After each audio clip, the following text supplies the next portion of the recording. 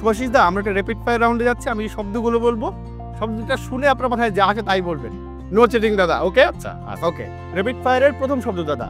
প্রথম শব্দ হলো প্রেরণা। বেঁচে থাকা। প্রিয় শব্দ। ভালোবাসা। প্রিয় রং। সবুজ। যে মৌসুমে বেশি লেখেন। বর্ষাকাল। প্রিয় সাহিত্যের চরিত্র। রাস্কলনিকভ।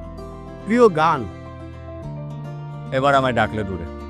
লেখার জন্য প্রিয় জায়গা। নিজের একটা ছোট্ট রুম আছে, ওই সেই রুমটি। লেখার সময় আপনার প্রিয় পানীয় বা খাবার।